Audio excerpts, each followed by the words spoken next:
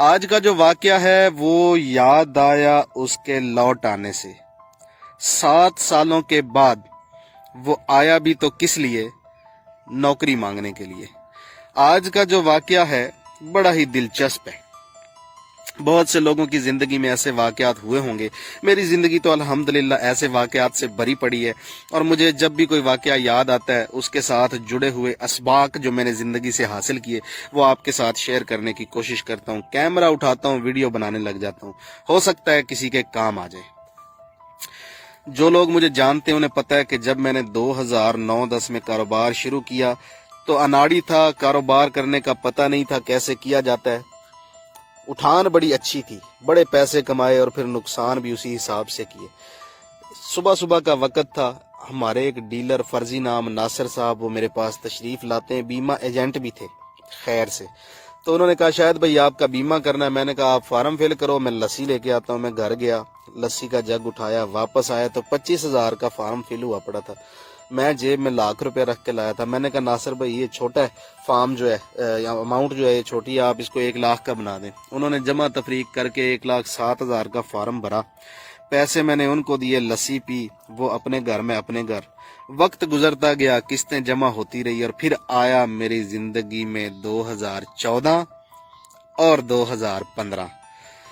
ناقص پالیسیوں کی وجہ سے، کم عقلی کی وجہ سے، نا تجربہ کاری کی وجہ سے، نیگیٹو سوچ کی وجہ سے، اچھی ٹیم نہ ہونے کی وجہ سے میں نے نقصان کیے، اور نقصان بھی اتنے کیے کہ کاروبار بند کرنا پڑ گیا۔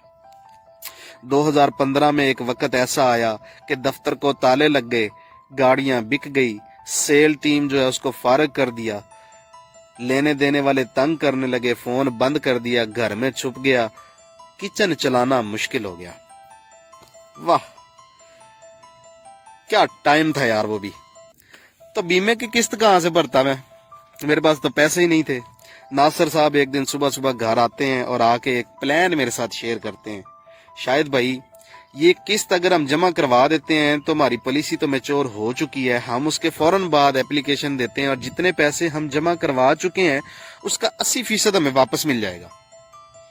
تو وہ 4-5 لاکھ روپیہ بنے گا، 80% جو ہے، تو اس کو آپ یوٹیلائز کر لیجئے گا، کسی کام آ جائیں گے۔ میں نے کہا یار بات تو بڑی اچھی ہے، لیکن مسئلہ یہ ہے ناصر بھائی آپ کو پتہ ہے میرے حالات اتنے خراب ہیں کہ 1,07,000 روپے میں جمع نہیں کروا سکتا۔ آپ ایک کام کرو، آپ جمع کروا دو، اپلیکیشن دے دیتے ہیں، جب مجھے 4-5 لاکھ ملے گا اس میں سے آپ اپنا 1,00,000 اٹھا لیجئے گا۔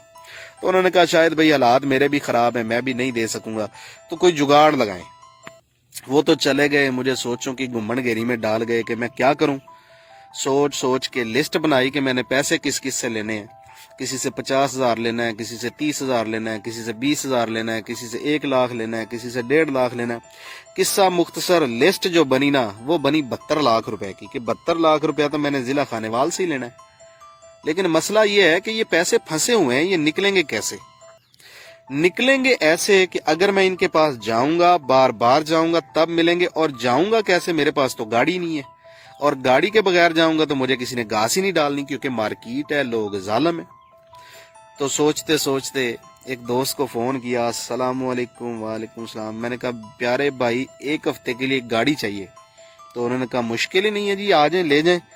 بس پہ بیٹھا، ان کے گھر گیا، گاڑی لی، واپس آ گیا، اور اب سوچ رہا ہوں کہ مارکیٹ میں جو ریکوری کے لیے جانا ہے پیسے لینے کے لیے، تو اس کے لیے فیول کہاں سے آئے گا؟ فیول کے پیسے تو ہیں ہی نہیں۔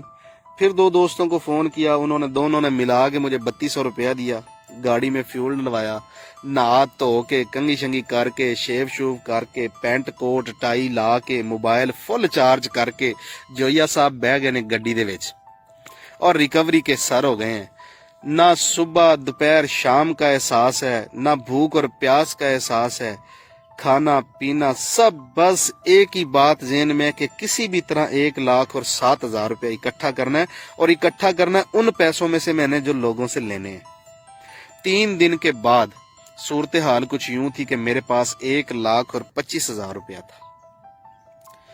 میں نے کیا ناصر صاحب کو فون، میں کہا ناصر صاحب جویا آ رہا ہے۔ جویا صاحب پہنچ گئے ان کے گھر، گن کے मुबलिक 1,07,784 रुपए सिक्का राइजुल वक्त उनकी हथेली पे रखा और कहा ये लें जी किस्त जमा करवाएं और मुझे 4-5 लाख रुपया जो है ना वो दिलवाएं ताकि मैं कोई लेने देने क्लियर कर सकूं। उन्होंने कहा जी मसला ही कोई नहीं। मैंने गाड़ी दी दोस्त को वापस और घर बैठ गया। बेगम को मैं कह रहा हूँ हाँ जी फलां बंदे को 50,000 देंगे, फलां को 1 लाख देंगे, तेरे लिए फलां चीज लेके आऊंगा, फला ऐसे करेंगे वैसे करेंगे। वो जो इतने पैसे बच जाएंगे वो फैक्ट्री का किराया अदा करेंगे, फैक्ट्री का ताला दोबारा खुलेगा, फिर किसी दोस्त से रॉ मटेरियल हम उधारा मांगेंगे। वालेकुम सलाम जी मैं ठीक ठाक। किसी दोस्त से रॉ मटेरियल उधारा मांगेंगे, मांग के फिर दोबारा से माल बनाएंगे, उसको बेचेंगे। जिन दोस्तों से माल लेता हूँ कुछ थोड़े थोड़े पैसे उनको दूंगा, फिर माल की सप्लाई शुरू हो जाएगी। फलां लड़के को रख लेंगे, वो ठीक मेहनत करता है, वो नकद बेचता है, ऐसे करता प्लानिंग शुरू ना शेख चिली है बैठे बैठे। चलो जी 2 दिन गुजर गए। फोन किया नासिर साहब की बनया। ओ जी मैं बस आज जा रहा हूँ किस्त जमा करवा देता हूँ। मैं चलो शुक्र है जी। अगले दिन पूछा फोन किया हाँ जी किस्त जमा हो गई। और नहीं जी मैं एक शादी थी वहां चला गया था तो मैं नहीं जा सका, मैं कल जाऊंगा। कल फोन किया हाँ जी मुल्तान चले गए। नहीं जी वो फलां बंदे की फौतगी हो गई, आज वहां फाते पे गया हूँ। और ਤੁਹਾਡਾ बेड़ा तर जे ਤੁਹਾਡੀ फौतगी ना होगी, फौतगी तो साड़ी होगी। खैर फिर एक दिन फोन किया, मैंने कहा नासिर साहब बड़ा दिन हो गए हैं, किस्त जमा करवा दें, फिर पैसे निकलवाने पे भी टाइम लगना है। तो नासिर साहब ने मुझे क्या कहा पता है? कहते शायद साहब ऐसे है कि वो ना आपने मुझे वो फलां प्रोडक्ट दी थी, उसके मुझे फलां जगह से पैसे नहीं मिले, फलां जो बंदा रखा था उसकी सैलरी में 4,000 बचता था, वो फलां बंदे को हमने इंसेंटिव देना था, वो इंसेंटिव भी हमने नहीं दिया, और मैंने हिसाब किताब किया है, कुछ पैसे मेरे भी देने हैं आपने। तो ले दे के किस्सा मुख्तसर कुछ यूं है कि वो मैंने पैसे आपके काट लिए, 11,000 रुपए आपके बचते हैं, वो जब चाहें आप आके मुझसे ले सकते हैं। समझ रहे हो? बात समझ में आई कि जोया भाई के साथ गेम क्या हुई है? जोया भाई के साथ गेम ये हुई है कि वो कोई लेन देन, सैलरी, इंसेंटिव, जमा तफरीक, वो जो हमारा आपसी लेन देन चल रहा था, साहब ने गेम करके किसी भी तरह करके अपने पैसे मुझसे निकलवा लिए। और जोया जो इधर शेख चिली बना बैठा है, उसके जो वो ख्वाब थे, सुहाने सपने, वो सब ऐसे करके कटक करके टूट गए हुए। ऐसे वाकयात बहुत सारे लोगों की जिंदगी में हुए होते होंगे, मेरे साथ भी हुए। अच्छा बात को आगे बढ़ाते हैं, बात को मुकम्मल करते हैं, फिर बात करते हैं इसकी। तो मैंने कहा जी ठीक है, फोन बंद कर दिया। अब मेरे दिल का हाल या तो मैं जानता था और या मेरा रब जानता था। वो सारी सोचें उनके ऊपर पानी फिर गया। मैंने हिम्मत पकड़ी, वैगन पे बैठा और उसकी दुकान पे चला गया।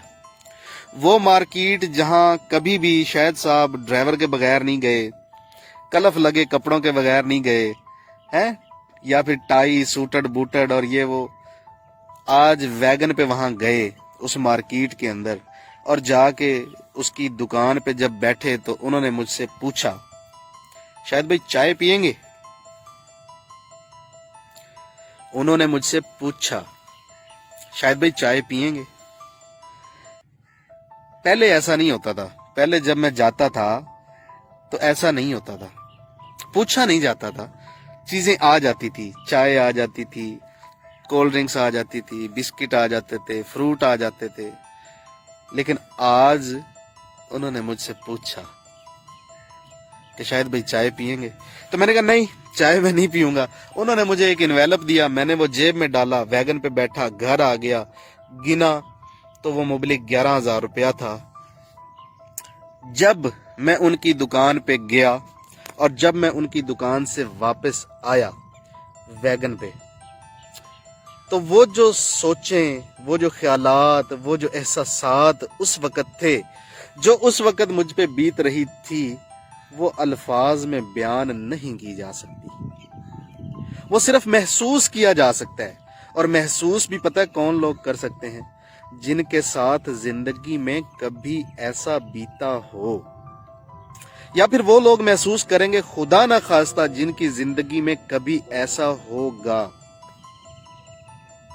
अल्फाज में बयान करना नामुमकिन है। लेकिन चंगा होया मेरे नाल ये होना चाहिए सी, मेरी अपनी गलतियों का नतीजा था कि मेरे साथ ऐसा होना चाहिए था। अगर ऐसा ना होता तो मेरी जिंदगी कैसे संवरती, कैसे सीखता मैं कि मुझे क्या करना है और क्या नहीं करना है। यहाँ पे ऐसे लगता था इस सिचुएशन के अंदर कि मैं फंस चुका हूं, मेरी जिंदगी खत्म। ये ऐसा एक छोटा सा धोखा था जो मुझे चैन नहीं लेने दे रहा था, मेरे लिए ना बड़ी मुश्किल का सबब बना हुआ था। बहुत कुछ सोचें चल रही थी दिमाग में, ऐसा लगता था कि सब दरवाजे बंद हो गए, वालेकुम अस्सलाम, कि सब दरवाजे बंद हो गए हैं, सब रास्ते खत्म हो गए हैं। लेकिन जब सब दरवाजे बंद होते हैं तो एक दरवाजा खुलता है जो कि बिल्कुल ठीक दरवाजा होता है। जब मैंने 1,25,000 रुपया इकट्ठा किया था उस वक्त तो मेरे पास पैसे ही नहीं थे। अब तो मेरे पास 11,000 रुपए थे। कितने? पूरे 11,000 रुपए। मैंने क्या किया, एक गाड़ी किराए पे ली 3 दिन के लिए। उस वक्त 7,500 रुपए में वो गाड़ी मुझे मिली। 11,000 में से 7,500 गया। लेकिन वो लोग जो मुझे मिल नहीं सके थे उस वक्त जब मैं पैसे इकट्ठे कर रहा था, तो अब मैं उनके सर हो गया। मैंने 3 दिनों में 2 लाख रुपया इकट्ठा किया।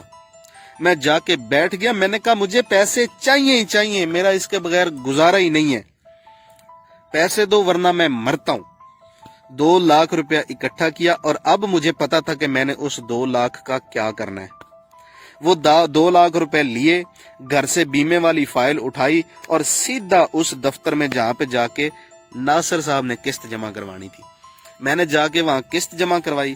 किस्त जमा करवा के ठीक 2 दिन के बाद मैंने एप्लीकेशन डाल दी कि मुझे पैसे वापस चाहिए, और वाकई मुझे 80% पैसे वापस मिल गए। तो 2 लाख में से 92-93 हजार तो मेरे पास पहले ही बचा हुआ था, और ऊपर से मिल गए मुझे 4-5 लाख रुपया। और तो जब पैसे नहीं थे तो 2 लाख इकट्ठा कर लिया था, और जब मेरे पास 5-6 लाख रुपया था, स्पीड पकड़ ली। कहने का मतलब ये है कि ये इस वाक़े ने मुझे कुछ चीजें सिखाई हैं। वो चीजें क्या सिखाई हैं वो अब मैं आपके साथ शेयर करता हूं। नंबर 1 जो मैंने सीखा वो ये कि बादाम खाने से अकल नहीं आती, हमेशा धोखा खाने से अकल आती है। देख लीजिएगा, जितने भी लोग कामयाब हैं उन्होंने जिंदगी में कभी ना कभी जरूर धोखा खाया होगा। धोखा खाए बगैर वो अक्लमंद हो सकते ही नहीं। नंबर 2 हमेशा राजदार लोग ही मंजी ठोकते हैं। जैसा कि नासिर भाई को पता था कि मेरी कमजोरी क्या है, कहां पे मुझे मार दी जा सकती है, उन्होंने बहुत सोच समझ के खेल खेला और अपने पैसे निकलवा लिए, लेकिन उसमें मेरा भी नुकसान नहीं हुआ। नंबर 3 अगर आप हिम्मत नहीं हारते, एक ही काम को बार बार करने की कोशिश करते रहते हैं, तो मंजिल तो आपके सामने खड़ी आपको देख के मुस्कुरा रही है। यानी कि हिम्मत मर्दा मदद खुदा। नंबर 4 जब आपको लगता है कि सब दरवाजे बंद हो चुके हैं, असल में उसी वक्त कोई ना कोई दरवाजा खुला है। आप उन दरवाजों पे हाथ रख के उन दरवाजों को थोड़ा खोलने की कोशिश तो करें। जरूर कोई ना कोई ऐसा दरवाजा है जिसको अंदर से कुंडी नहीं लगी हुई, आपने सिर्फ वो सही दरवाजा ढूंढना है। दुआओं में याद रखिए। आज तक के लिए इतना ही। आपका दोस्त, आपका भाई शाहिद हुसैन जोया। वस्सलाम। पाकिस्तान जिंदाबाद।